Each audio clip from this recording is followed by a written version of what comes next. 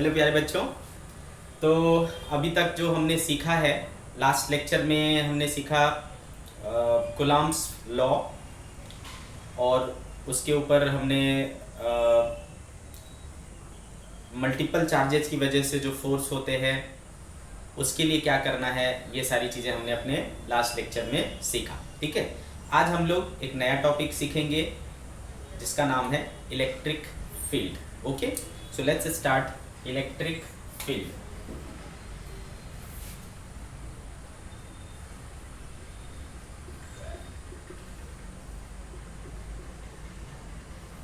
Okay,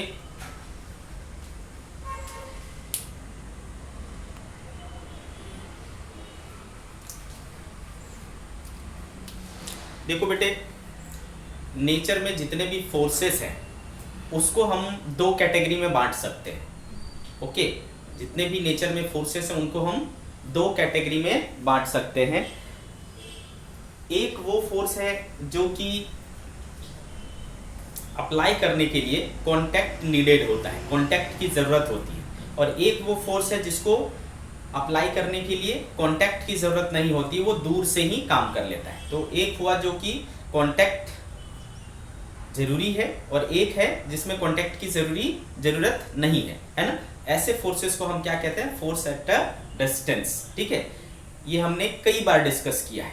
ठीक है, तो ऐसे कौन कौन से एग्जाम्पल्स आपको दिखाई देते हैं, आपके दिमाग में आ रहे हैं, जिसमें कांटेक्ट की ज़रूरत नहीं होती है, दूर से ही वो फोर्स लग जाता है? तो बहुत ही कॉमन सा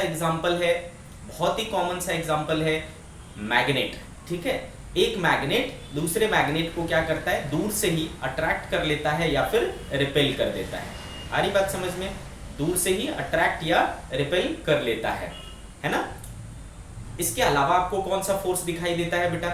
और कोई फोर्स आपके दिमाग में आ रहा हो? यस, आपको दिमाग में एक और फोर्स आता है, जैसे कि ये पेन है, ये मार्कर है, अगर मैं इसको यहाँ से छोड़ दूं तो ये ऑटोमेटिकली क्या होगा बेटा? ग्राउंड पे चला जाएगा। तो ग्राउंड ने इसको क्या किया? खींचा।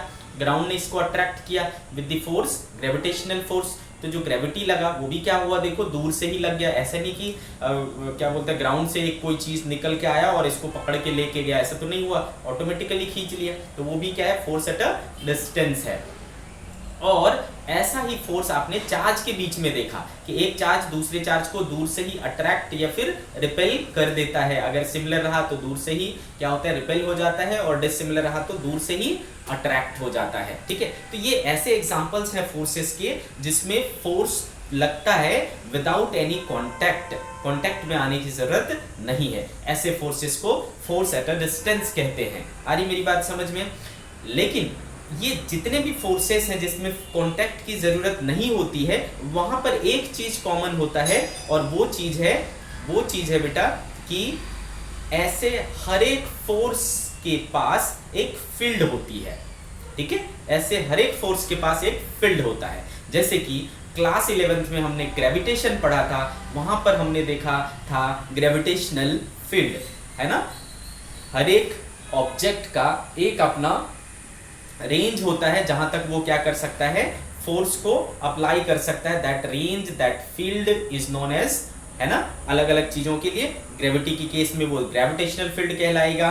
ठीक है, मैग्नेट के केस में वो मैग्नेटिक फील्ड कहलाएगा, और चार्ज के केस में, इलेक्ट्रिक चार्ज के केस में हम उसे इलेक्ट्रिक फील्ड कह देते हैं। ठीक है, तो that electric field we have to study. ठीक है, चलो स्टार्ट करते हैं इलेक्ट्रिक फील्ड। तो मैंने क्या बोला बेटा? चार्ज जो है वो दूर से ही काम करता है। तो कितना दूर तक काम कर सकता है? कितने दूर तक उसका जो इफेक्ट है, उसका जो इम्पैक्ट है वो महसूस किया जा सकता है ना। तो एक चार्ज के अराउंड वो स्पेस, है ना, एक अगर चार्ज है, सपोज प्लस क्यू चार्ज है, इसका इम्पैक्ट कितने रेंज तक, कितने एरिया तक, कितने स्पेस तक एक्सपीरियंस किया जा सकता है ना, वो कहलाता है बेटा इलेक्ट्रिक फील्ड। तो क्या कह सकते हैं हम इलेक्ट्रिक फील्ड को? The space around a charge, है ना, the space around a charge where electrical force can be experienced, या electrical effect can be experienced. ठीक है, उसको क्या कहेंगे? इलेक्ट्रिक फील्ड कहेंगे। तो बेटा इसका डेफिनेशन हो जाएगा, the space around an electric charge where electrical effect can be experienced is called electric field.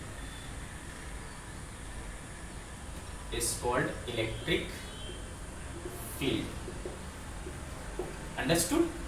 तो किसी चार्ज के चारों तरफ का वो क्षेत्र जहां पर इलेक्ट्रिक फील्ड एक्सपीरियंस किया जा सकता है उसको हम लोग क्या कहते हैं? इलेक्ट्रिक फील्ड कहते हैं।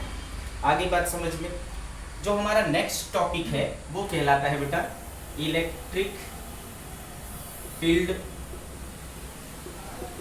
स्ट्रेंथ। इलेक्ट्रिक फील्ड स्ट्रेंथ, इसको भी बोल चाल, ये एक्चुअल में ये क्या हुआ, ये आपको फिजिकल मीनिंग बता रहा है और यहां से आपको क्वांटिटेटिव चीज समझ में आएगा। क्वांटिटी क्या है वो, है ना? क्वांटिटेटिव पर्सपेक्टिव से हम इसको समझ रहे हैं तो वो क्या हो गया? Electric field strength. ठीक है, इलेक्ट्रिक फील्ड स्ट्रेंथ। लेकिन बोलचाल की भाषा में इसको ही इलेक्ट्रिक फील्ड कह देते हैं। जब आपको क्वेश्चन में इलेक्ट्रिक फील्ड दिया रहेगा यानी वो ये बात कर रहा है। क्लियर है मेरी बात?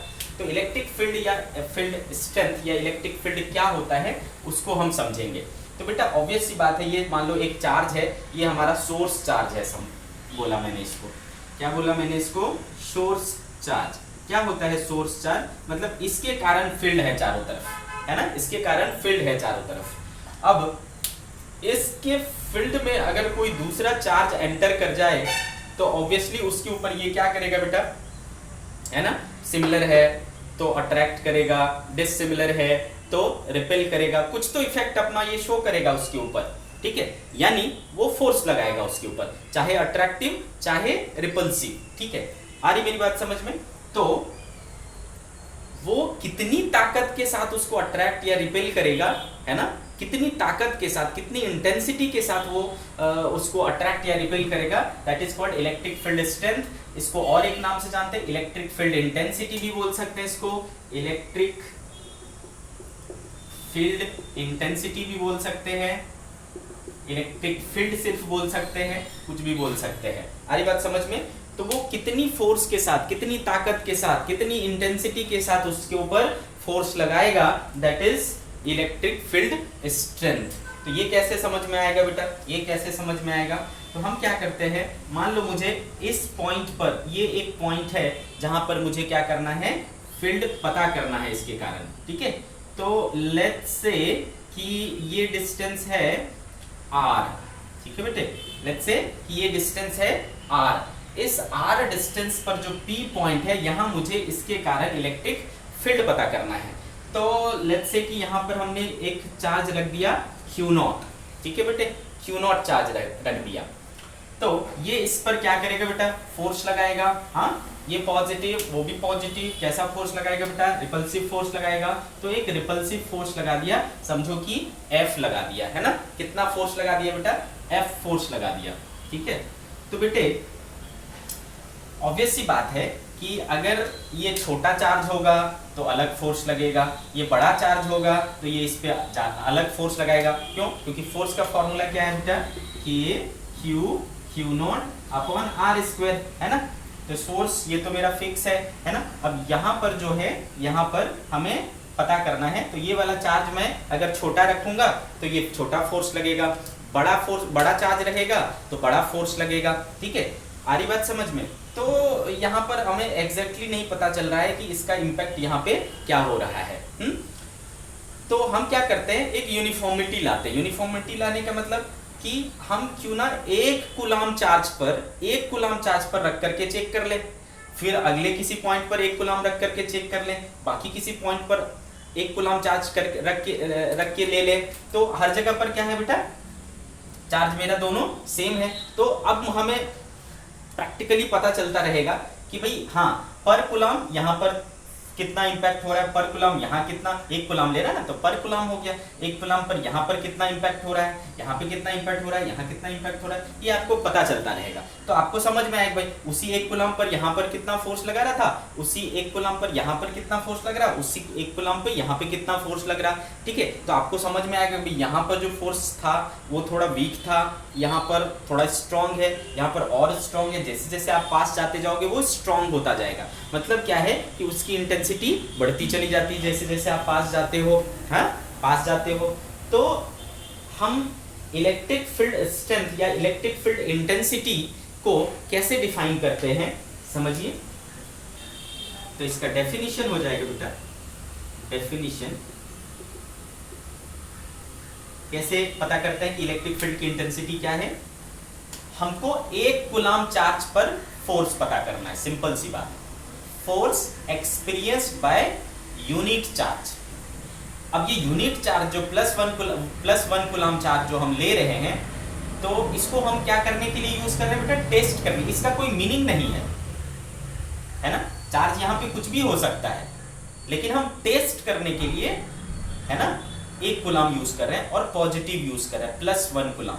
तो हम इसको कहते हैं बेटा positive test charge, positive unit test charge. Unit मतलब 1, positive unit test charge.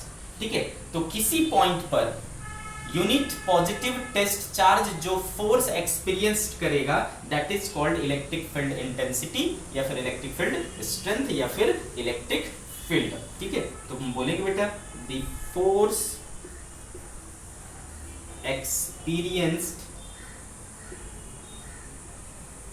by unit positive test charge, okay, the force experienced by unit positive test charge at any point in the given field is called electric field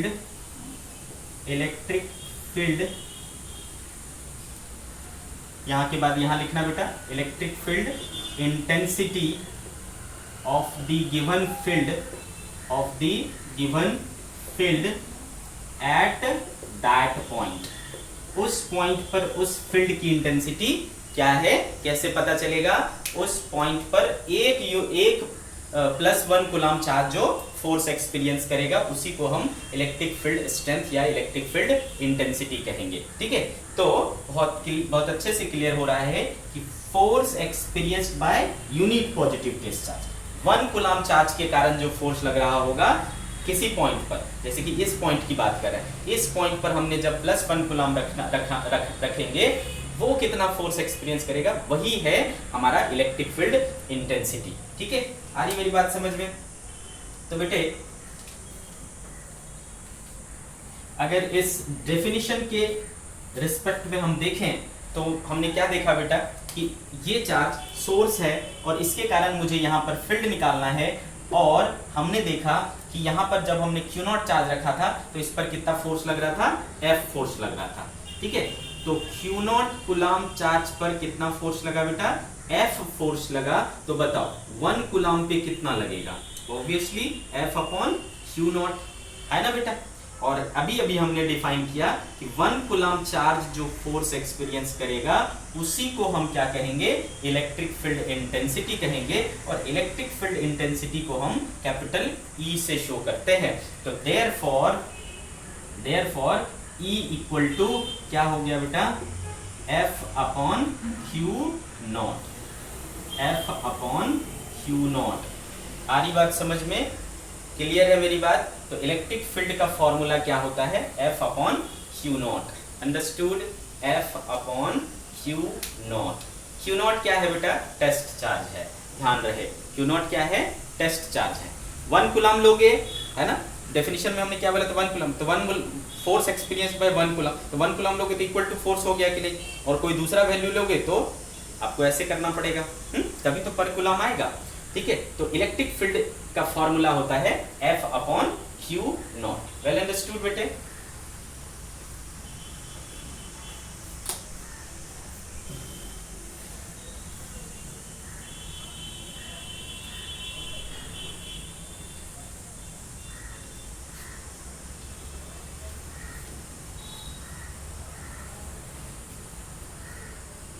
now see, तो बेटे तो इसको हम क्या बोल सकते हैं, it is denoted by E, है ना, और E बराबर हमारा क्या आया, F/Q0, ठीक है। अगर हम इसकी SI यूनिट की बात करें, एक SI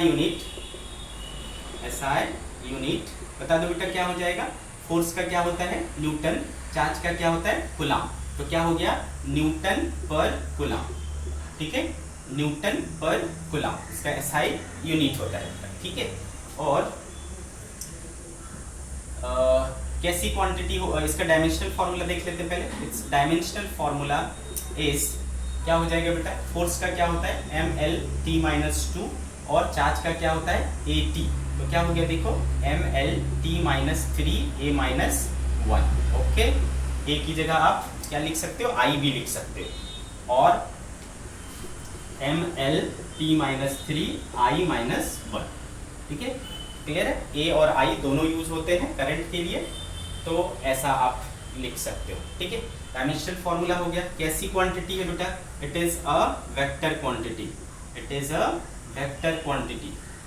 अगर वेक्टर क्वांटिटी है बेटा तो इसका डायरेक्शन बताना पड़ेगा, तो डायरेक्शन वही होगा जिस तरफ इलेक्ट्रिक फोर्स लग रहा होगा। Its direction is along the direction of electric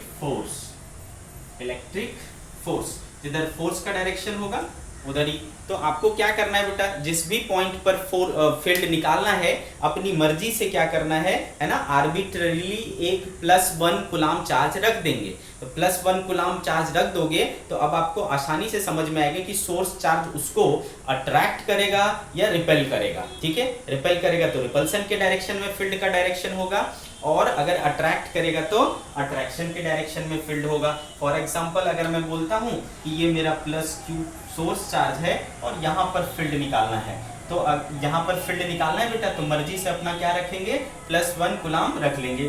तो ये पॉजिटिव ये पॉजिटिव, तो क्या करेगा बेटा, ये रिपेल करेगा, तो फील्ड का डायरेक्शन ये हो गया। आ रहा है समझ में। लेकिन अगर ये सोर्स चार्ज मेरा निगेटिव होता, हाँ, ये सोर्स चार्ज अगर मेरा निगेटिव होता तो प्लस को क्या करता बेटा, अट्रैक्ट करता। इन दैट केस फील्ड का डायरेक्शन किधर हो जाता, इस तरफ हो जाता, ठीक है। तो जो आपने फोर्स पढ़ा है उसी से आप इसके डायरेक्शन को पता कर सकते हो, डायरेक्शन को बता सकते हो, ठीक है। तो ये कुछ प्रॉपर्टीज थे इलेक्ट्रिक फील्ड के, इलेक्ट्रिक फील्ड इंटेंसिटी के। वेल अंडरस्टूड बेटे।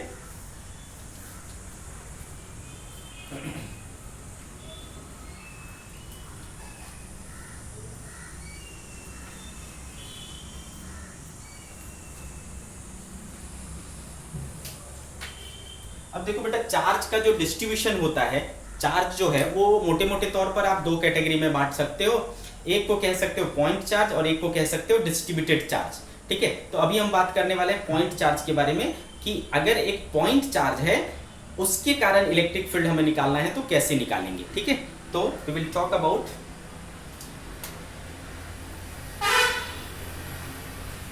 Electric field due to point charge.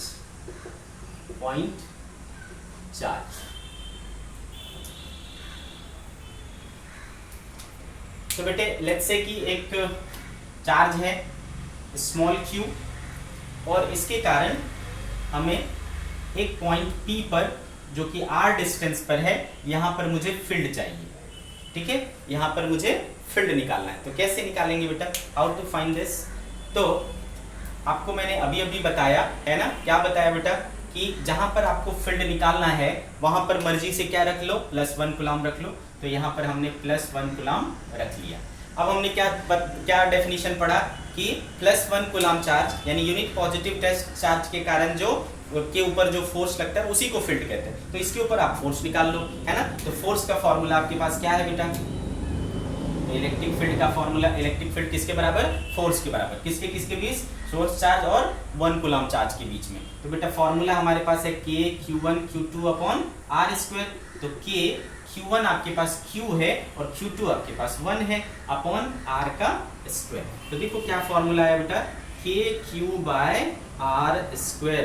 This is electric field due to a point charge, ठीक है, due to a point charge. अच्छे से समझ में आया बेटा, इस चार्ज के कारण, ये मेरा सोर्स चार्ज है, ठीक है, फॉर्मूले में क्या है, ये सोर्स चार्ज है, ठीक है। q क्या है, what is q, source charge, source charge, ठीक है। तो इलेक्ट्रिक फील्ड का फॉर्मूला आया बेटा k q by are square. Clear. तो आपको क्या क्या चाहिए, है ना, वो चार्ज चाहिए और कहां पर निकालना है वो दूरी चाहिए, है ना। आप फॉर्मूले में रखोगे आपको फील्ड मिल जाएगा। कि आपको याद है बेटा k कैसे निकालना है, अगर एयर या वैक्यूम है तो इसकी वैल्यू 9 × 10⁹ है या फिर 1/4 पाई एप्सिलॉन नॉट है। मैं लिख ही देता हूँ, ठीक है, 1/4 pi epsilon naught q upon r square या फिर 9 × 10⁹ q अपॉन आर स्क्वायर, ठीक है। ये एयर में है बेटा, ठीक है, ये एयर में है। अगर मीडियम हुआ तो एप्सिलॉन नॉट के साथ क्या आ जाएगा बेटा, एयर आ जाएगा। तो ई मीडियम क्या हो जाएगा बेटे, 1/4 pi epsilon naught epsilon r q upon r square हो जाएगा।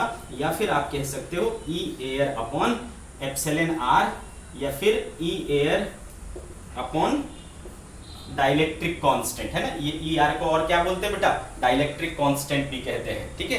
तो ई मीडियम बराबर ई एयर बाय के। तो यहाँ से डाइलेक्ट्रिक कांस्टेंट का एक और फॉर्मूला निकल करके आता है। डाइलेक्ट्रिक कांस्टेंट, आपको डाइलेक्ट्रिक कांस्टेंट याद है, पहले हमने डाइलेक्ट्रिक कांस्टेंट यानी रिलेटिव परमिटिविटी, इसके पहले हमने कैसे डिफाइन किया था, ratio of permittivity of the medium to the permittivity of free space. आप यहाँ पर भी डिफाइन कर सकते हो। देखो k इक्वल टू क्या आ रहा है बेटा, k इक्वल टू क्या आ रहा है, ई एयर अपॉन ई मीडियम, ऐसा लिख सकता हूँ, ई मीडियम। तो क्या बोल सकता हूँ, this is the ratio of electric field in vacuum या in free space to the electric field in medium, ऐसे भी डिफाइन करते हैं इसको, ठीक है। डाइलेक्ट्रिक कांस्टेंट को एक और तरीका डिफाइन करने का, डाइलेक्ट्रिक कांस्टेंट को डिफाइन करने का एक और तरीका, ratio of, it is defined as the ratio of electric field in air और vacuum to the electric field in medium। Okay, यहां से भी आप डाइलेक्ट्रिक कांस्टेंट फाइंड कर सकते हो, ठीक है। इतनी बात समझ में आई। अब आप बोलोगे सर कि अगर हमने +1 ना रख करके कोई चार्ज रख दिया, ठीक है, तो क्या होगा फील्ड, ठीक है, तो क्या होगा फील्ड।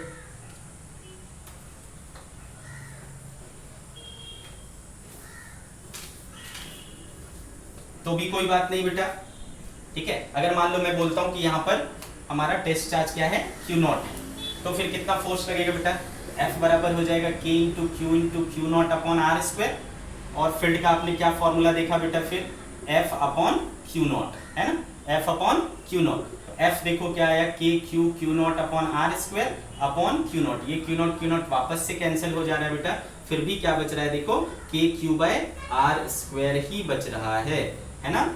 तो पॉइंट चार्ज की वजह से हमेशा फील्ड का फॉर्मूला क्या आएगा, k Q by are square. Plus एक मैजिकल बात हमें ये पता चल रहा है कि यहाँ पर कुछ भी चार्ज रखा हो उससे हमें मतलब नहीं है। देखो ये वाला Q0 इसमें आया क्या, एक्सप्रेशन में नहीं आया, है ना। तो फील्ड जो है किसी सोर्स चार्ज के कारण वो क्या बोलते हैं, इंडिपेंडेंट होता है। किसके कारण, टेस्ट चार्ज के कारण। टेस्ट चार्ज का क्या अमाउंट है उससे इसको कोई फर्क नहीं पड़ता। तो एक बहुत बड़ा नोट है ना, डायरेक्ट क्वेश्चन आते हैं, है ना, इसको याद रखना है आपको।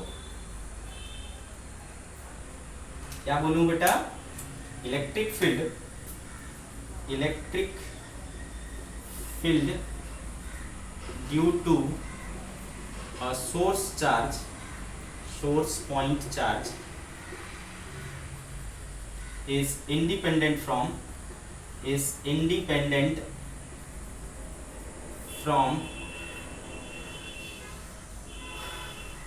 Test charge.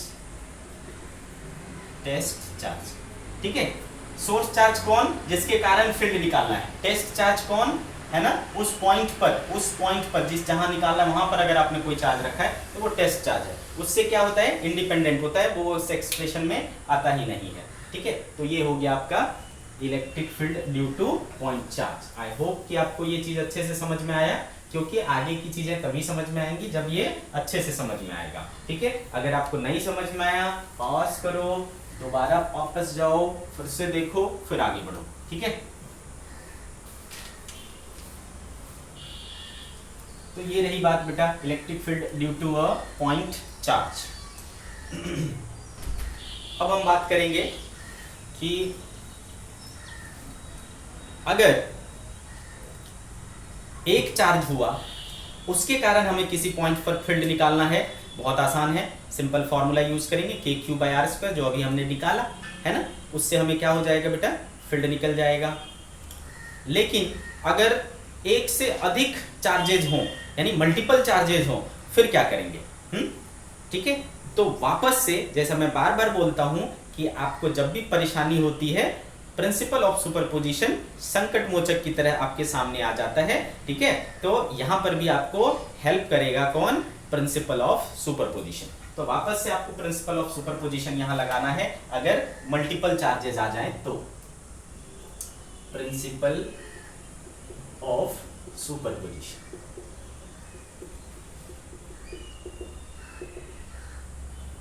Principal of superposition. तो क्या हुआ बेटा, मान लो इस पॉइंट पर हमें फील्ड निकालना है। एक चार्ज है बेटा Q1, एक चार्ज है बेटा Q2, है ना। आ रही बात समझ में। तो मैंने क्या बोला आपको कि जहां पर भी फील्ड निकालना है वहां पर अपनी मर्जी से क्या रख लो, +1 कूलम चार्ज रख लो। ये इस पर इसके कारण यहां पर फील्ड कैसे निकालोगे बेटा, तो जिधर फोर्स लगेगा है ना, प्लस को रिपेल करेगा, जिधर फोर्स लगेगा उधर ही फील्ड होगा, तो इसके कारण एक फील्ड होगा, है ना, वो आप निकाल लोगे KQ/R² से, है ना, KQ1 बाई, तो ये क्या हो जाएगा KQ1, अगर मान लो ये R1 है तो क्या हो जाएगा R1 का स्क्वायर हो जाएगा। सिमिलरली Q2 इसको क्या करेगा बेटा, Q2 इसको इधर रिपेल करेगा, तो इसके कारण फील्ड इधर आ जाएगा। अगर मान लो ये R2 है तो क्या हो जाएगा KQ2/R2 का स्क्वायर। तो क्या किया बेटे आपने, इंडिविजुअल चार्जेस के कारण, है ना, इंडिविजुअल चार्जेस के कारण वहां पर फील्ड निकाल लिया आपने। तो अब आपको क्या हुआ, E1 और E2 मिल गया।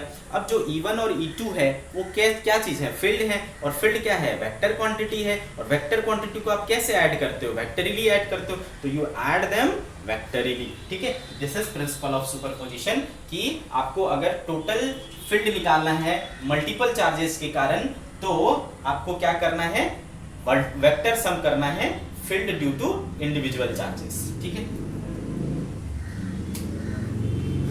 the net field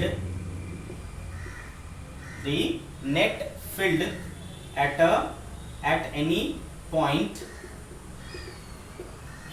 is the vector sum of fields due to individual। ठीक है, the net field at any point is the vector sum of fields due to individual charges at that point. This is principle of superposition, that is E net क्या हो गया बेटा, E1 plus E2 plus E3 and so on। सबको आप vectorially add कर लो। ठीक है, ये हो जाएगा आपका नेट फील्ड। तो बेटे इसके जो प्रॉब्लम्स हैं आप बिल्कुल सिमिलर ढंग से बना सकते हैं जैसा आपने फोर्स में किया था, है ना। जैसा फोर्स के केस में हमने देखा था, सेम तरीके से आपको वेक्टर अप्लाई करना है और फोर्स को फील्ड को फाइंड करना है, बिल्कुल सेम, कुछ भी अलग नहीं। ठीक है, अच्छे से समझ में आ रहा है बेटा। तो चलो एक आध एग्जांपल ले लेता हूं मैं।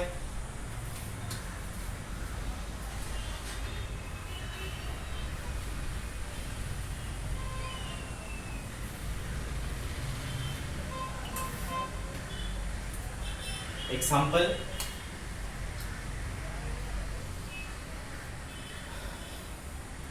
मान लो कि मैं बोलता हूं बेटा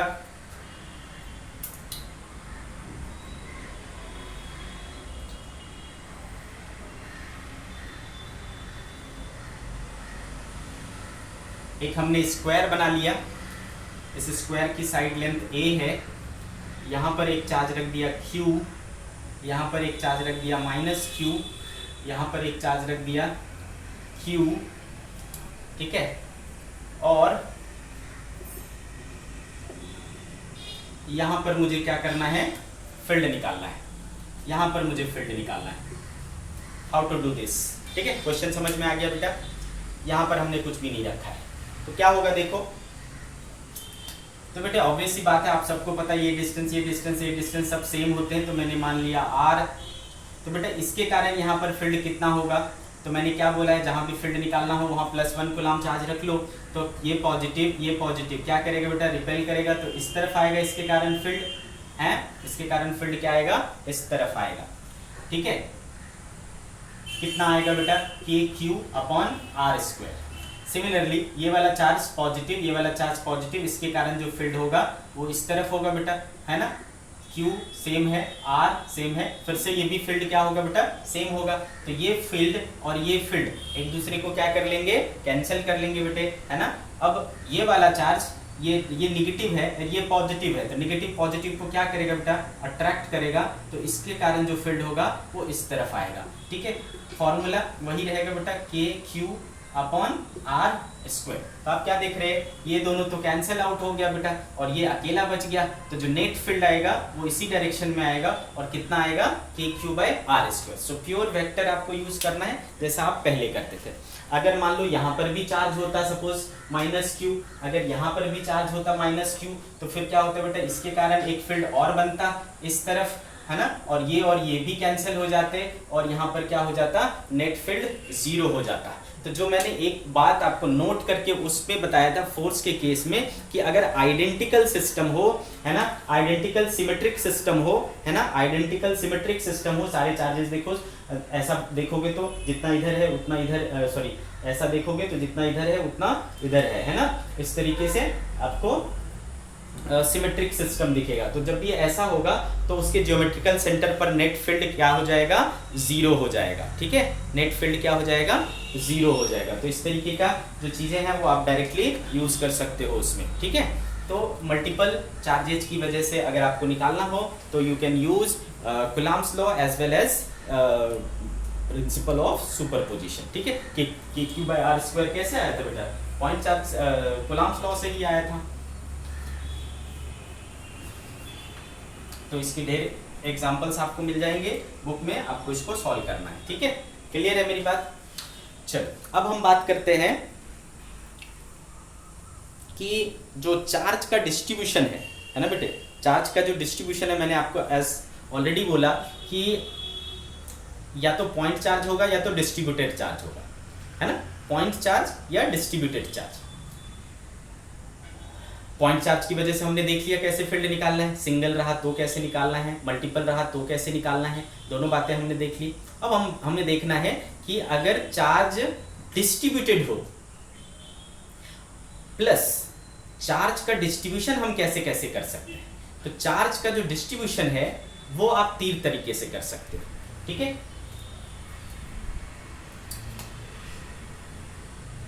uniform charge distribution, uniform charge distribution,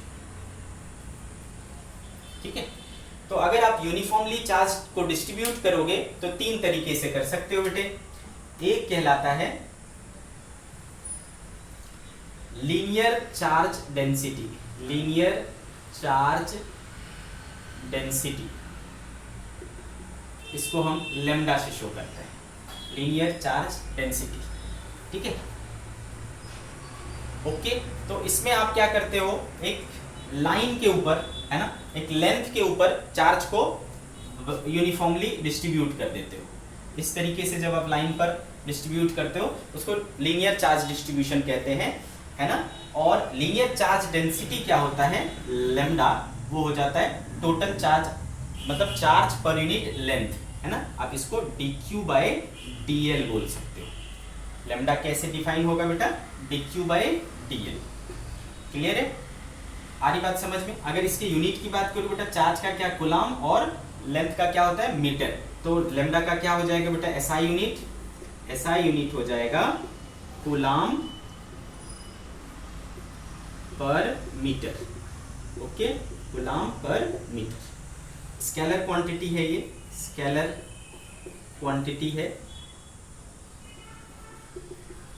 dimensional formula की बात करूं तो इसका डायमेंशनल फॉर्मूला हो जाएगा कूलम का क्या हो जाएगा बेटा, 80 अपॉन लेंथ का क्या L, तो क्या हो गया बेटा L-1 T/A-1। This is dimensional formula dq/dl।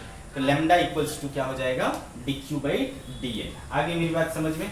Second जो मेथड है इसको डिस्ट्रीब्यूट करने का, वो है surface charge density. Surface charge density, इसको अपन सिग्मा से शो करते हैं, ठीक है। सरफेस चार्ज डेंसिटी को सिग्मा से शो करते हैं।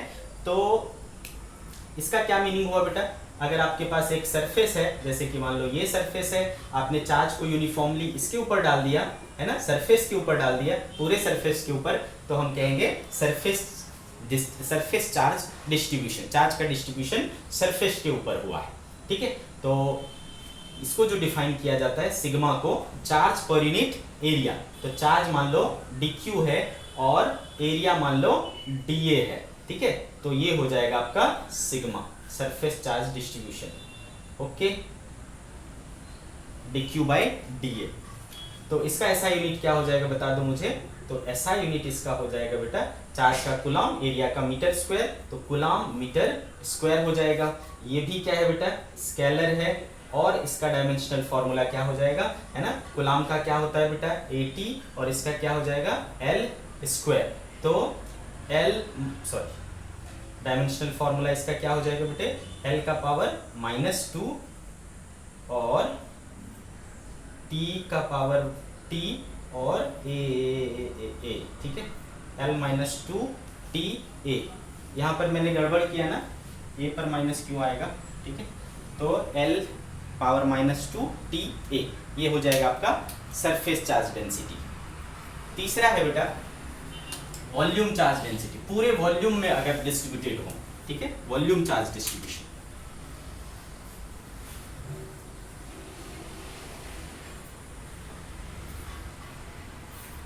Volume charge distribution,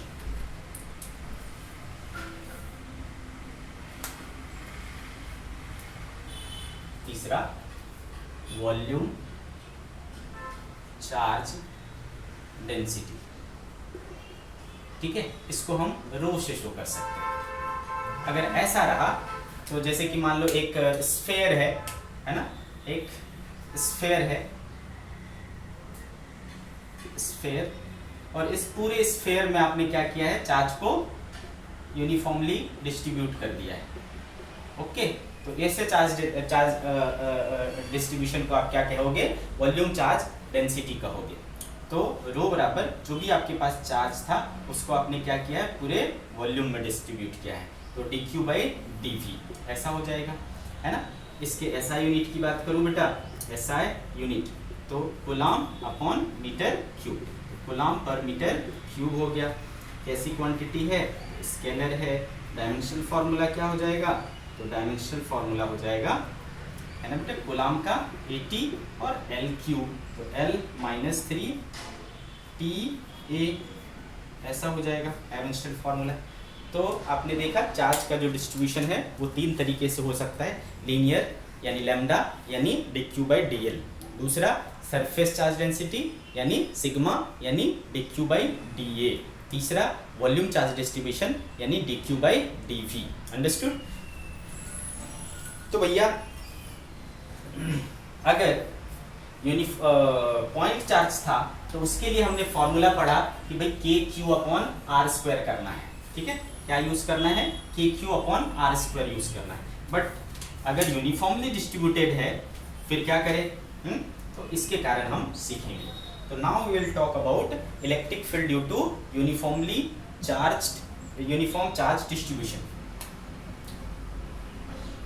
electric field due to uniform charge distribution. Okay, electric field due to uniform charge distribution, इसके कारण निकालना है। तो बेटे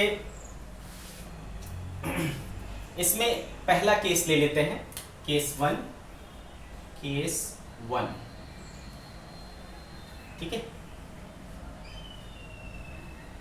अगर हमने मान लिया कि एक रिंग है, रिंग कैसा रिंग बेटा, सपोज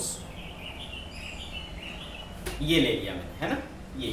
अब इसकी जो बाउंड्री है ना, ये इसके ऊपर हमने चार्ज को डिस्ट्रीब्यूट कर दिया। तो बताओ बेटा ये चार्ज का डिस्ट्रीब्यूशन होगा वो किस तरीके से होगा? ये क्या चीज़ है?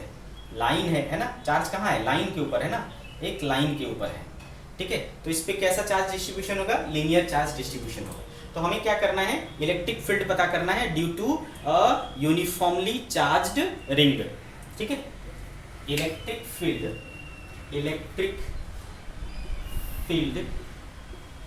Due to uniformly charged ring, ठीक है बेटा। Electric field due to uniformly charged ring देखना है।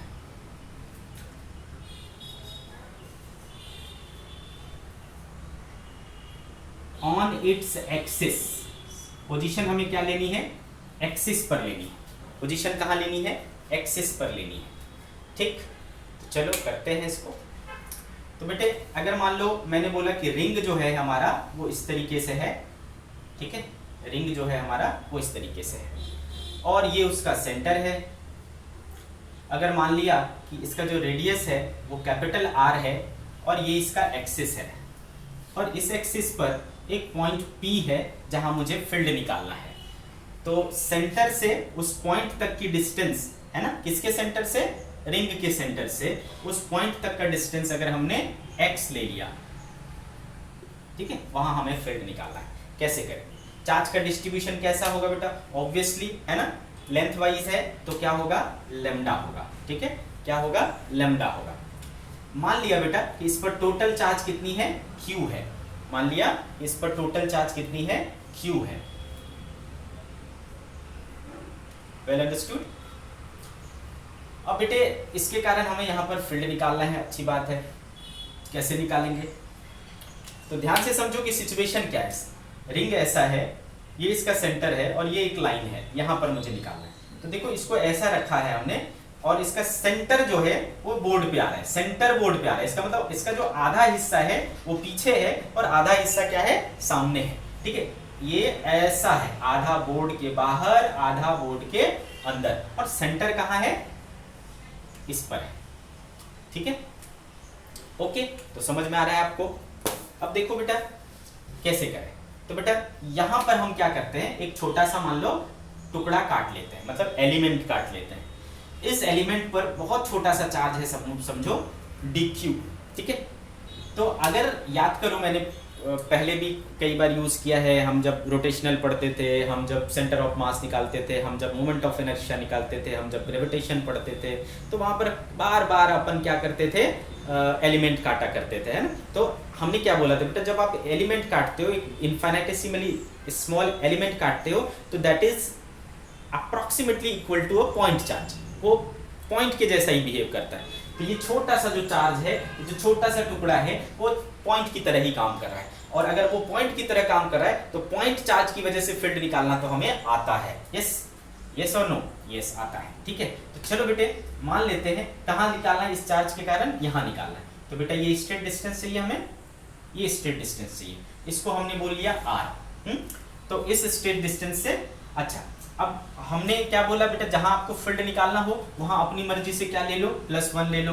तो बेटा ये पॉजिटिव क्या करेगा? रिपेल करेगा। तो इसके कारण जो डायरेक्शन आएगा इस फील्ड का वो इधर आएगा।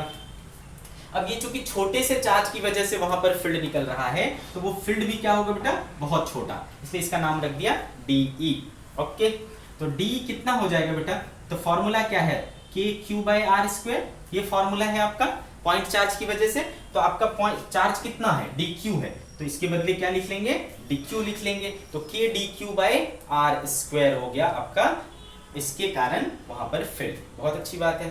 अब और एक चीज हम क्या कर सकते हैं, यहां पर अगर हम ये एंगल मान लें थीटा, चलेगा, जरूर चलेगा। अब देखो बेटा, इसको मैं अगर आगे बढ़ाता हूं तो ये भी क्या हो जाएगा, थीटा हो जाएगा। वेल ओके, अब अगर इसको तोड़ दें, है ना, ये कर दें, क्या बोलते हैं, अरे समझ रहे हो ना, रिजॉल्व कर दें, ठीक है। तो चलो इसको रिजॉल्व कर लेते हैं।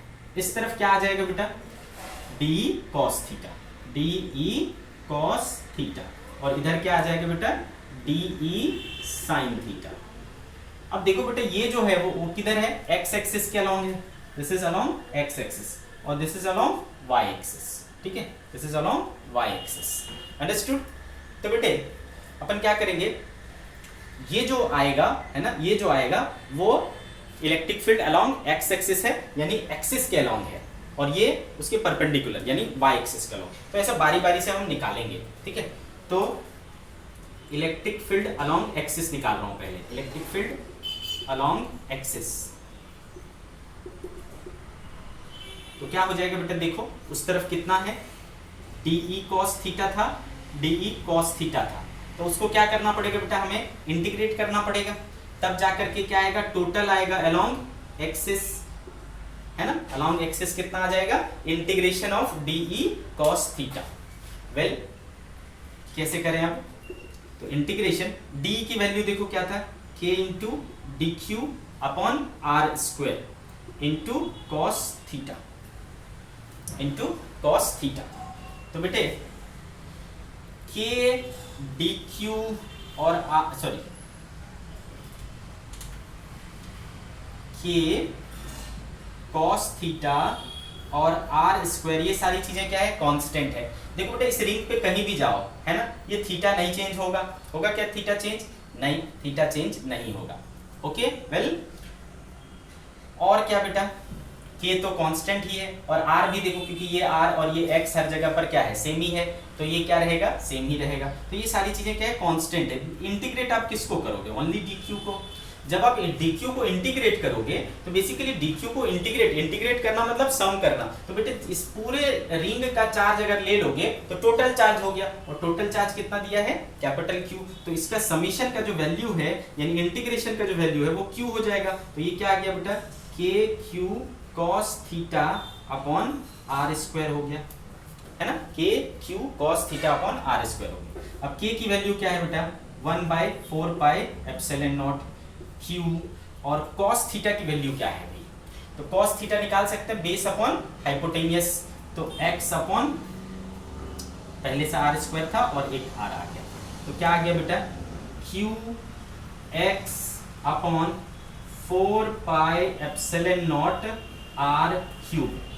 अच्छा R देखो तो निकाला जा सकता है, यस, R पाइथागोरस अगर हम लगाएं तो क्या हो जाएगा, R² प्लस X², ठीक है। इसका पावर 3 करोगे बेटा, क्या आ जाएगा, Q into x upon 4πε0 R² plus X² का पावर 3/2 हो जाएगा, है ना, Q into x upon 4πε0 R² plus X² का power 3/2। So this is the formula of field along the axis, ठीक है। तो मैं इसको यहां पर लिख देता हूं बेटा, है ना, E एक्सिस जो आ रहा है आपका वो कितना रहा है, QX upon 4πε0 R² plus X² का पावर 3/2।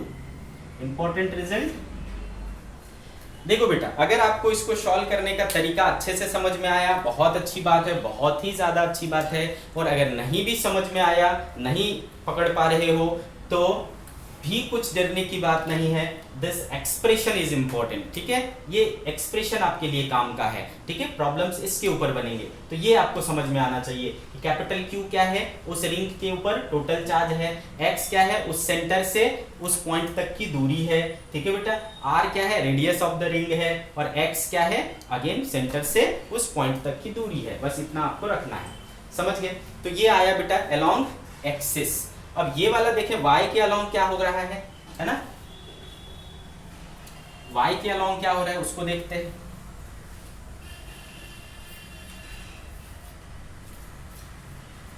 तो भाई जब हम y के अलोंग देखते हैं, y निकालना है तो मुझे इसको इंटीग्रेट करना पड़ेगा, तो integrate this de sin theta, है ना।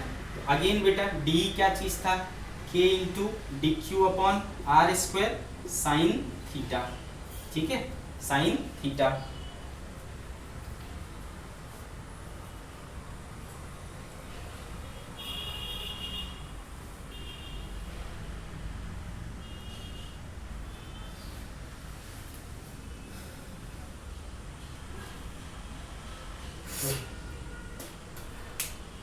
आप यहां से डायरेक्टली देख सकते हो बेटा,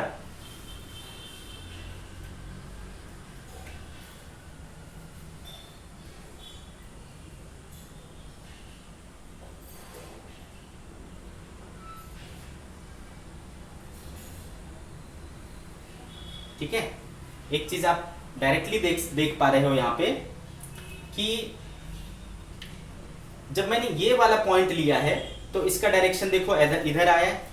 सिमिलरली अगर मान लो मैं ये वाले पॉइंट पे पहुंचूंगा, ये वाले पॉइंट पर, तो इसके कारण जो फील्ड होगा वो कुछ इस तरीके से होगा, अगेन ये थीटा होगा, अगेन ये थीटा होगा, अगेन इसका एक कंपोनेंट इधर आएगा, और अगेन इसका एक कंपोनेंट इधर आएगा, साइन थीटा वाला, टी साइन थीटा वाला इधर आएगा। तो आप क्या देख पा रहे हो बेटा, ये वाला और ये वाला इक्वल एंड अपोजिट है, जबकि ये वाला देखो फिर से क्या हुआ, ऐड हुआ, है ना। तो लॉजिकली आपको समझ में आ रहा है, लॉजिकली समझ में आ रहा है आपको कि जितने भी वर्टिकल कंपोनेंट है ना, है ना, जितने भी वर्टिकल कंपोनेंट है वो एक दूसरे को क्या कर दे रहे हैं, कैंसिल कर दे रहे हैं। ये वाले पॉइंट का अपोजिट वाला पॉइंट एक दूसरे को वर्टिकली ये कर देगा, कैंसिल कर देगा। उसी तरीके से हर एक पॉइंट रिंग के हर एक पॉइंट के अपोजिट वाला जो पॉइंट होगा उसका वर्टिकल कंपोनेंट एक दूसरे को कैंसिल कर देगा। तो ओवरऑल वर्टिकल कंपोनेंट क्या हो जाता है, कैंसल आउट हो जाता है, ओनली क्या बचता है आपके पास, एक्सिस वाला बचता है। तो अगर आपने एक यूनिफॉर्मली चार्ज्ड रिंग लिया है तो उसके एक्सिस के अलोंग ही फील्ड होता है, और कितना होता है, इतना होता है, वर्टिकल डायरेक्शन में फील्ड नहीं होता है। आगे बात समझ में बेटा। अब इसमें कुछ स्पेशल बातें अगर हम ले, स्पेशल पॉइंट्स अगर हम इसमें लें तो बेटा सेंटर पर चले आते हैं। सेंटर पर यहां क्या फील्ड होगा, field at centre, field at centre. तो बताओ बेटा, अगर मैं फील्ड सेंटर पे जाता हूं तो कैपिटल आर में कोई चेंज, नो, एक्स में कोई चेंज, यस, एक्स क्या हो जाएगा, अब जीरो हो जाएगा, है ना, एक्स क्या हो जाएगा, जीरो। तो जब हम सेंटर पर जाते हैं एक्स हो जाता है जीरो। अब बेटा इस एक्सप्रेशन को देखो, इस एक्सप्रेशन में जब आप x इक्वल टू जीरो रख दोगे तो ये होल टर्म क्या हो जाएगा, जीरो, है ना। तो सेंटर पर जो फील्ड होता है वो क्या होता है, जीरो होता है, ठीक है बेटे, सेंटर पर फील्ड जो होता है वो जीरो होता है। तो ध्यान रहे, याद रहे हमेशा, है ना, यूनिफॉर्मली चार्ज्ड रिंग में सेंटर पर जो फील्ड होता है वो जीरो होता है, और एक्सिस पर जो फील्ड होता है वो इतना होता है। आगे बात समझ में। दूसरा चीज हम देखें अगर कि ये फील्ड मैक्सिमम कहां पे होगा, ठीक है, तो position of maximum field, position of maximum field, ठीक है, पोजीशन ऑफ मैक्सिमम फील्ड निकालना है हमें। तो कैसे निकालेंगे,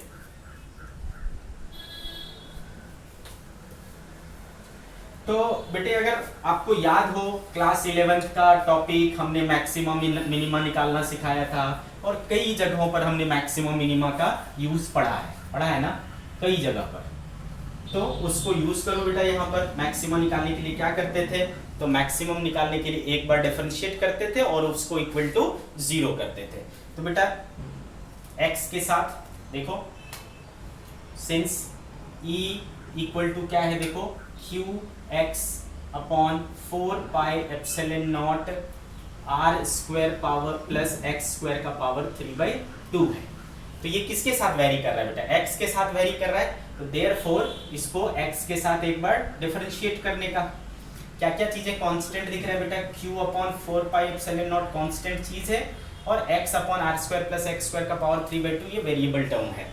ठीक है, तो डिवीजन वाला रूल लगेगा, है ना, डिवाइड हुआ है तो डिफरेंशिएशन का डिवीजन रूल यूज कर लो। पहले ये कांस्टेंट रहेगा r square plus x square का पावर 3/2 रहेगा, माइनस होगा, सॉरी, और x का डिफरेंशिएशन क्या हो जाएगा, 1 माइनस आएगा, दिस टाइम आपका x कांस्टेंट रहेगा, r square plus x square power 3/2 का डिफरेंशिएशन करोगे तो पहले 3/2 इधर आ जाएगा, r square plus x square जो है वो 3/2 माइनस 1 करोगे तो 1/2 रह जाएगा, और फिर r square plus x square का डिफरेंशिएशन करोगे तो आर स्क्वायर का 0 हुआ और एक्स स्क्वायर का क्या हो जाएगा, 2x हो जाएगा, upon r square plus x square का पावर 3/2 का स्क्वायर करोगे तो क्या बचेगा बेटा, क्यूब बचेगा। तो ये सारा चीज आ रहा है आपके पास। ठीक है बेटे, तो आपको पता है फॉर फाइंडिंग मैक्सिमा एक बार डिफरेंशिएट करके आप उसको इक्वल टू क्या कर लेते हो, 0 कर लेते हो। तो ये पूरा टर्म उधर जा करके 0 हो जाएगा, ये पूरा टर्म इधर आकर के 0 हो जाएगा। क्या बचेगा बेटा आपके पास, R square plus x square का पावर 3/2 माइनस ये 2 कैंसिल हो जाएगा बेटा, 3x square R square plus x square का पावर 1/2 इक्वल टू 0। यहाँ से R square plus x square का पावर 1/2 और ये कॉमन हो जाएगा बेटा, यहाँ पर क्या बचेगा, 1/2 चला जाएगा तो 1 बचेगा। ठीक है, तो r square plus x square minus क्या बचा, 3x स्क्वायर इक्वल टू 0। ठीक है, तो r square plus x square minus 3x square क्या हो जाएगा बेटा, माइनस 2x स्क्वायर हो जाएगा, तो आर स्क्वायर इक्वल्स टू क्या हो जाएगा, 2x स्क्वायर, तो r square by 2 equal to क्या हो जाएगा, x square, therefore x equal to क्या हो जाएगा, plus minus r by root 2। ठीक है, plus minus r by root 2, दोनों साइड, रिंग के दोनों साइड r बाई रूट 2 के डिस्टेंस पर आपको जो है इलेक्ट्रिक फील्ड क्या मिलेगा, मैक्सिमम मिलेगा। ठीक है, ये भी डायरेक्ट क्वेश्चन पूछा जाता है बेटा कि कहां पर, है ना, रिंग के कारण कहां पर फील्ड मैक्सिमम होगा, तो आप याद रख सकते हो plus minus r by root 2 पर। ठीक है, अब अगर हम ये जानना चाहते हैं कि हमको ये पता चल गया, पोजीशन पता चल गया कि कहां पर फील्ड मैक्सिमम होगा, वो मैक्सिमम वैल्यू क्या होगी फील्ड की, ये हमें पता करना है, तो क्या फिर क्या करेंगे बेटा, तो इस वैल्यू को इसमें रख देंगे तो मैक्सिमम पता चल जाएगा बेटा। हाँ,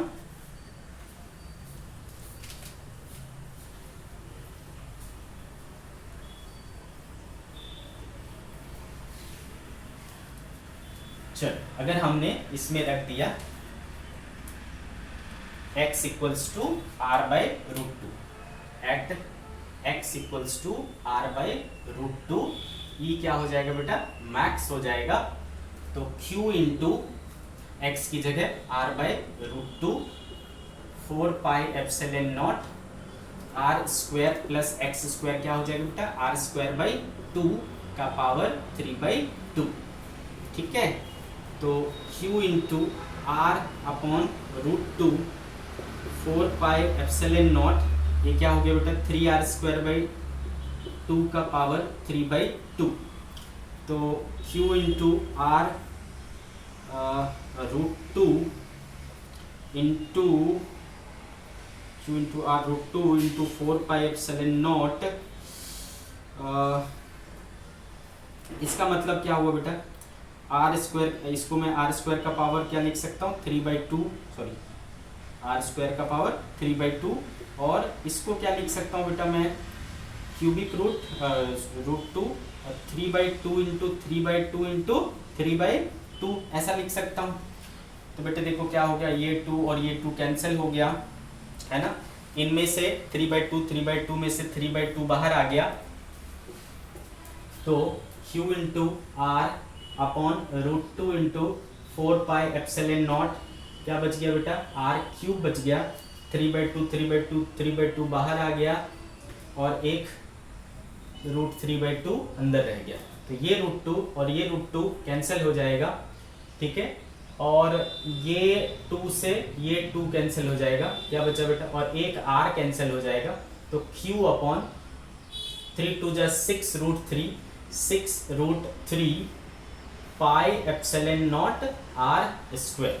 तो जो मैक्सिमम फील्ड है वो कितना आ रहा है निकल करके, q upon 6√3 pi epsilon naught r square. This is maximum field. Well, आ रही वाली बात समझ में बेटे? मैक्सिमम जो फील्ड हो सकता है वो है q upon 6√3 pi epsilon naught r square. Okay, well understood बेटे। अब अगर हम इसको ग्राफ में दिखाएं तो कैसे दिखा सकते हैं?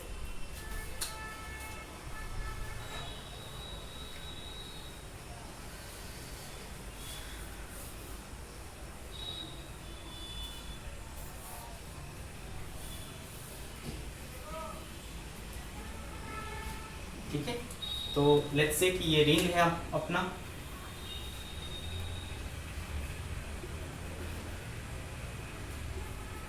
ठीक है,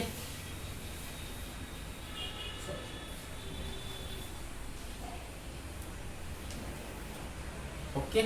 तो क्या देखा आपने बेटा कि सेंटर पर क्या है, 0 है ना, सेंटर पर क्या है, 0 है। इधर मान लो ये r/√2 है और इधर ये r/√2 है, -r/√2 और +r/√2। तो क्या देखा बेटा, यहाँ पर जाके मैक्सिमम हो जाता है, तो ये मैक्सिमम हो जाएगा और फिर इन्फिनिटी पे जाके 0 हो जाएगा। फिर इधर भी क्या हो जाता है आपका, मैक्सिमम हो जाता है और फिर इधर जा करके क्या हो जाएगा, इन्फिनिटी पे 0 हो जाएगा। ठीक है, क्लियर है मेरी बात? तो ये हुआ आपका इलेक्ट्रिक फील्ड। इधर इस एक्सिस पर हमने E लिया और इस एक्सिस पर हमने X लिया, तो E और X के बीच का ग्राफ, ठीक है, for the case of ring के केस में। आ रही मेरी बात समझ में बेटे? तो ये रहा यूनिफॉर्मली चार्ज्ड रिंग का एक्सिस के ऊपर, सेंटर के ऊपर, दोनों हमें पता चला, ग्राफ भी हमने देखा।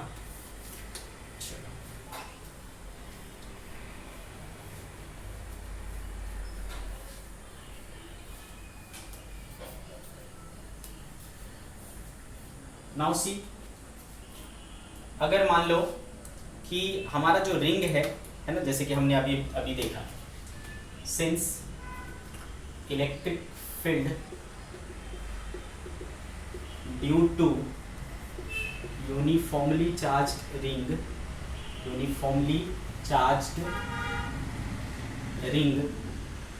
एट सेंटर इज 0, है ना। तो अगर ये यूनिफॉर्मली चार्ज्ड रिंग है, इसके सेंटर पर, है ना, इसके सेंटर पर फील्ड क्या होगा, 0 होगा। अच्छे से समझ में आ रहा है? ठीक है बेटा, इसके सेंटर पर क्या होगा, 0 होगा। लेकिन अगर मैं आधे रिंग की वजह से निकालना चाहूँ, electric field due to half ring, then क्या होगा, electric field due to half ring. The next topic is electric field due to uniformly charged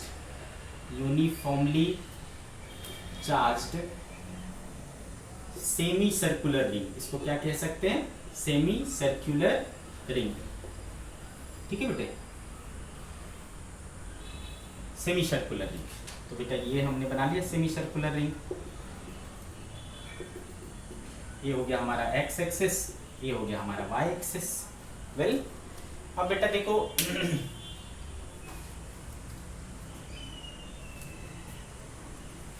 अगर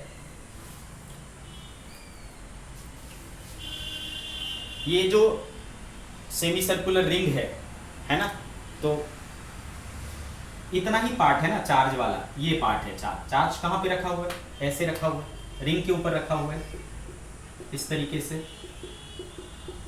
है ना बेटे, इस तरीके से रिंग चार्ज रखा हुआ है। तो चार्ज एक लाइन पे है ना, तो चार्ज का डिस्ट्रीब्यूशन कैसा है बेटा, लीनियर चार्ज डेंसिटी है यानी लेमडा, ठीक है, कैसा है, लेमडा है। कहाँ पर फील्ड निकालना है मुझे, यहाँ पर निकालना है, ठीक है, सेंटर पर निकालना है। तो क्या करें आप क्या करो बेटा, इसके थीटा पर जाओ और डी थीटा का एक एलिमेंट काट लो, ठीक है। ये डी थीटा का हमने क्या किया, एक एलिमेंट काट लिया। तो इस पर क्या आ जाएगा बेटा, एक चार्ज आ जाएगा डी क्यू। कितना हो जाएगा, इसका रेडियस सपोज आर है, रेडियस कितना है, आर है। तो बेटे बताओ कि डी क्यू की वैल्यू कितनी हो जाएगी, डी क्यू की वैल्यू कितनी हो जाएगी। तो याद करो, क्योंकि हमने सीखा था बेटा अभी अभी कि लेमडा बराबर क्या होता है, D Q by D L. तो देयरफॉर डी क्यू बराबर क्या हो जाएगा, लेमडा डी एल। तो डी क्यू क्या हो जाएगा, lambda D L, lambda D L. अच्छा, ये लेंथ निकालना आता है क्या आपको, है ना। तो प्लेन एंगल के कंसेप्ट यूज करो बेटा, है ना। तो लेमडा डी एल बराबर क्या होता है, आर डी थीटा, ठीक है। तो ये आ गया आपका लेमडा आर डी थीटा।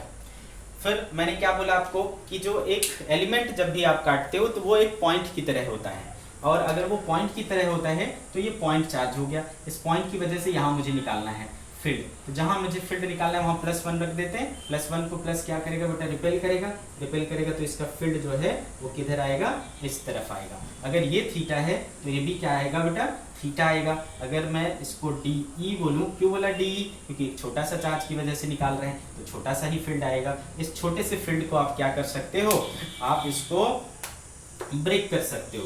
तो एक इधर आएगा बेटा D E cos theta and एक इधर आएगा डी ई साइन थीटा, ठीक है, डी ई साइन थीटा। इस तरीके से दो चीजें आ रही, तो एक अलोंग एक्स एक्सिस हो रहा है और एक अलोंग वाई एक्सिस हो रहा है, ठीक है।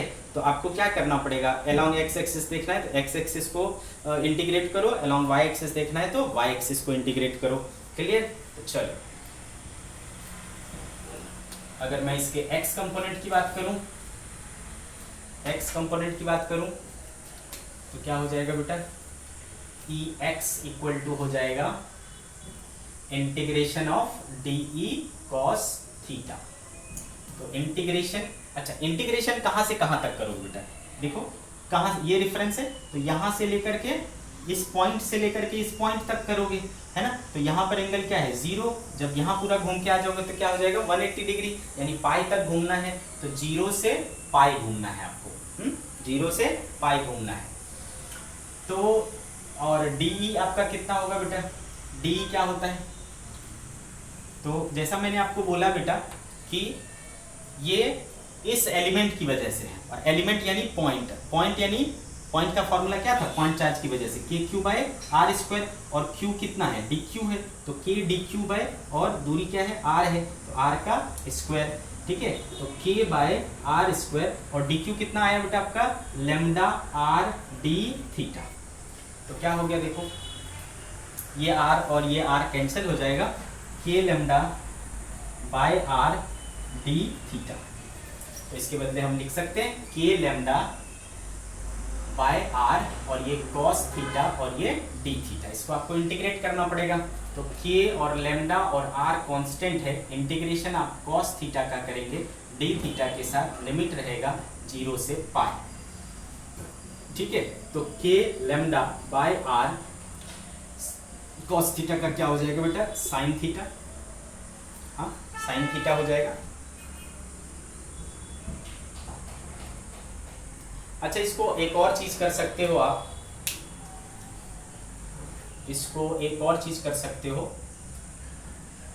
जैसे कि ये दो इक्वल पार्ट्स दिख रहे हैं ना बेटा, 2 इक्वल पार्ट्स, तो आप इसको 0 से 90 तक लेकर के 2 से मल्टीप्लाई कर सकते हो तो भी हो जाएगा, है ना। तो आप इसको 0 से π/2 बोलो और 2 से मल्टीप्लाई कर दो, ठीक है, ऐसा भी हो जाएगा। तो कॉस थीटा का क्या हो गया बेटा, साइन थीटा हो गया, और लिमिट हो गया कहाँ से कहाँ तक, 0 से π/2 तक, ठीक है, 2 से। तो 2k लेमडा बाय आर, और साइन थीटा की जगह क्या हो जाएगा, एक साइन π/2 1 हो गया, माइनस साइन 0 क्या हो गया, 0 हो गया। तो क्या आया देखो, 2k लेमडा बाय आर। तो 2k की वैल्यू क्या होती है बेटा, 4πε0 आर लेमडा, 2 से 2 कैंसिल हो जाएगा, lambda upon 2πε0 are.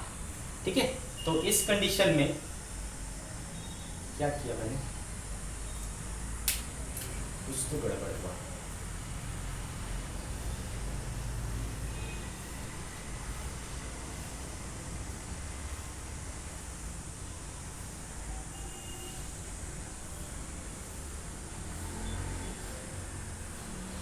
No no no,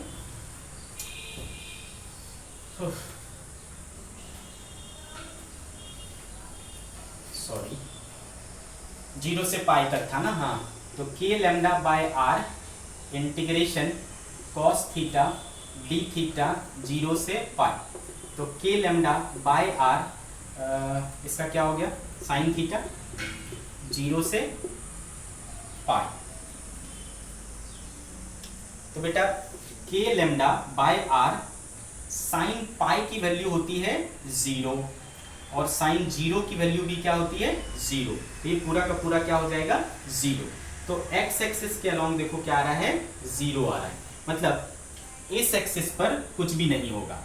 क्यों नहीं होगा इस एक्सिस पर, क्योंकि इस तरफ क्या है सिमेट्री है ना, जितना इधर है उतना इधर है, तो इसके कारण जो इस तरफ होगा और इसके कारण जो इस तरफ होगा वो दोनों एक दूसरे को क्या कर लेंगे, कैंसिल कर लेंगे। ठीक है, इसलिए इस पर नहीं आएगा, सिर्फ किस पे होगा बेटा, y एक्सिस पे होगा। क्यों y एक्सिस पे होगा, क्योंकि y एक्सिस पे सिमेट्री नहीं है, जितना ऊपर है उतना नीचे नहीं है, सिर्फ y एक्सिस पे आएगा। आ रही बात समझ में? ठीक है, तो x एक्सिस पर 0, जिधर सिमेट्री है उधर नहीं होगा, है ना, x एक्सिस पे सिमेट्री है तो वहां पर 0 आएगा।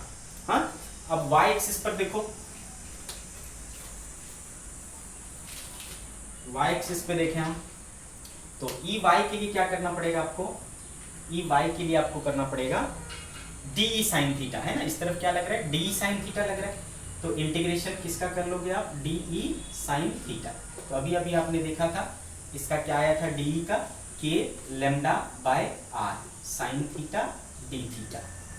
कहाँ से कहाँ तक बेटा, 0 से पाई तक। तो k lambda by r integration किसका रह गया बेटा, साइन थीटा डी थीटा का 0 से पाई, तो k lambda by r sine theta का क्या हो जाएगा बेटा, माइनस कॉस थीटा, तो माइनस कॉस थीटा 0 से पाई। तो जब आप वैल्यूज रखोगे इसके, तो कॉस थीटा क्या हो जाता है, कॉस पाई क्या हो जाता है -1, माइनस माइनस क्या हो जाएगा +1, माइनस कॉस थीटा, तो माइनस माइनस क्या हो जाएगा प्लस हो जाएगा, कॉस 0 क्या होता है 1। तो अगेन क्या आया बेटा 2k लैम्डा बाय आर, तो 2k की value 4 pi epsilon naught lambda by r, तो आया बेटा हमारे पास 2 से 2 कैंसिल हो जाएगा, lambda by 2 pi epsilon naught r. ठीक है, कितना आया, lambda by 2 pi epsilon naught r. तो कुल मिलाकर के हमें क्या समझ में आया कि अगर सेमी सर्कुलर रिंग हुआ, अगर सेमी सर्कुलर रिंग हुआ, ठीक है बेटा, अगर सेमी सर्कुलर रिंग हुआ, पॉजिटिव चार्ज रहा, तो सिर्फ इस तरफ आएगा, कितना आएगा बेटा, सिर्फ इस तरफ आएगा, और कितना आएगा, lambda by 2 pi epsilon naught r, इस तरफ क्या रहेगा 0। ठीक है बेटे, आ रही बात समझ में?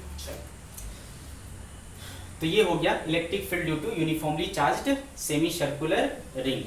अगर सेमी सर्कुलर ना होकर के क्वार्टर रहा तो क्या होगा, ठीक है, क्वार्टर रिंग हुआ तो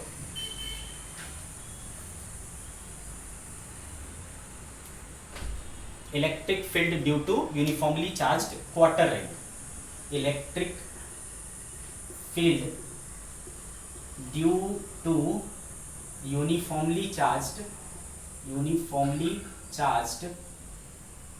क्वार्टर रिंग, ठीक है, इसके कारण देखें तो क्या होगा। तो बेटा जब क्वार्टर की बात होगी तो ये वाला पार्ट हट जाएगा, इस पार्ट को हटा दो, जैसे कि है ना, इतने पार्ट को हटा दो, तो इतने पार्ट को हटा दोगे तो क्या चीज चेंज हो रहा है, देखो तो सिर्फ ये चेंज हो रहा है कि अब आपको कहां से कहां तक इंटीग्रेट करना है, 0 से 90 डिग्री तक ही इंटीग्रेट करना है ना, बस सिंपल।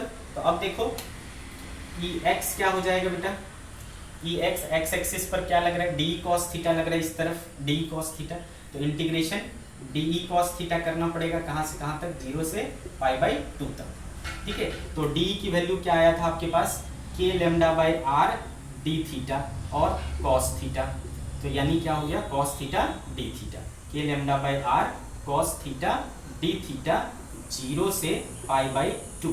तो के लेमडा बाई आर क्या हो जाएगा बेटा, साइन थीटा, इंटीग्रेशन इसका क्या हो जाएगा, साइन थीटा 0 से पाई बाई 2 क्या हो जाएगा बेटा, ये के लेमडा बाई आर, यानी lambda by 4 pi epsilon naught are.